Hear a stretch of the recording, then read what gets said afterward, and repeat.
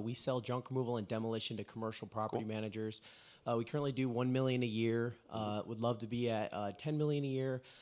What's currently stopping us is knowing which sales channel to focus on. I know it's important that we pick one, capitalize on it, and I'm wondering how much time, energy, or volume do I spend on one while I determine if that's going to be our channel or not, and know whether to leave that one or focus on that one. Yeah, so I'll give you two answers to that question. So before I answer it, I'm going to do the first thing though. Really, the second thing first. Okay. So what do you do currently right now to get customers? Right now, it's been mostly referrals. Okay. So you can't do more referrals because there's nothing for you to do besides do a good job. Okay, that's fine. If referrals is the way you're getting business, what ways have you begun or you haven't started doing sales channels yet?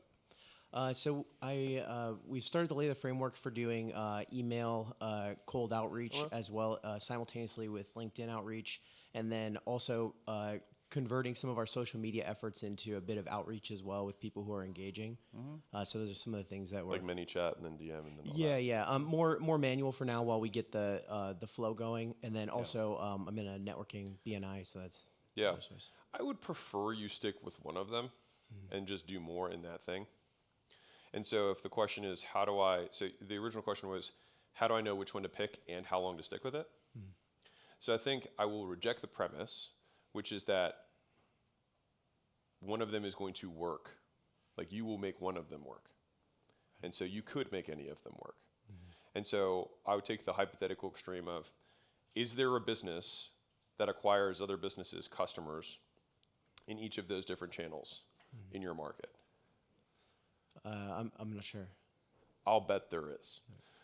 There probably are some junk removal people who do it via social media and they take it that way. Some people probably do it via LinkedIn. Some people do cold outreach. All three of those are super repeatable channels that anyone could run.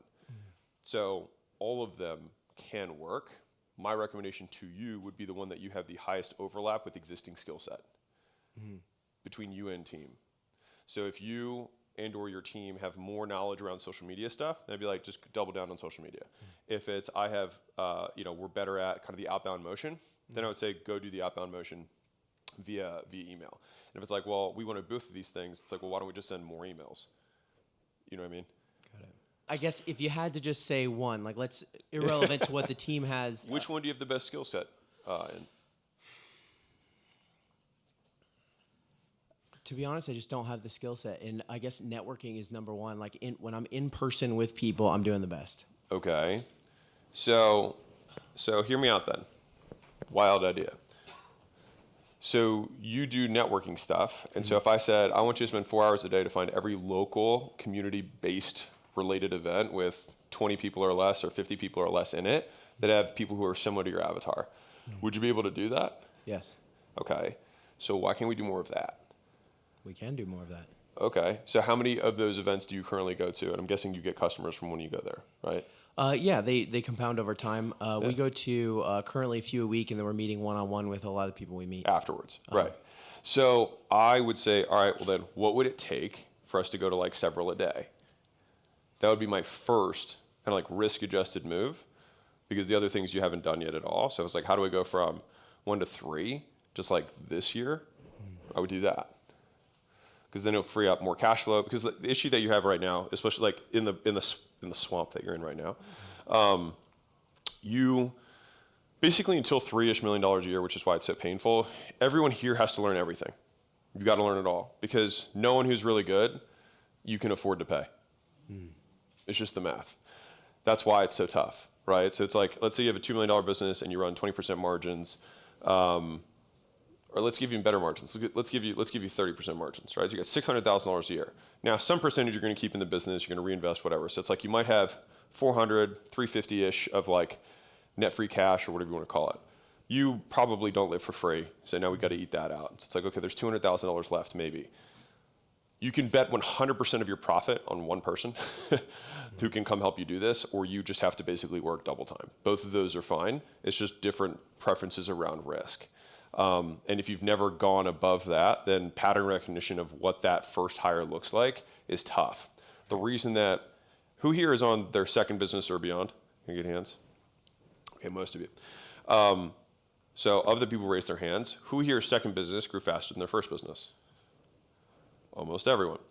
And the reason for that is because your pattern recognition is better, right? Like the first time you ever hired your first salesperson, you're like, I don't know what these people look like. And then you hire 5 of them and finally you're like, this one's one. And then from that point going forward, you're like, okay, this is what a good salesperson looks like.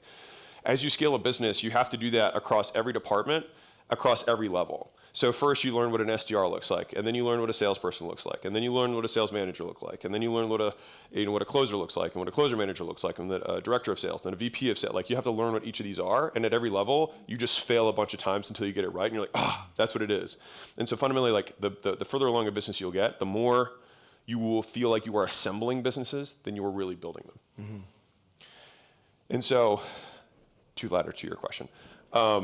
I would just do way more of the thing you're currently doing as my path of at least getting to 1 to 3. It's probably super profitable for you as well. And then I would invest more of those resources into learning one of the other channels. Got it. Perfect. Thank you. Cool. You bet. If you're a business owner and you are not growing as fast as you'd like, I'd like to give you a free gift.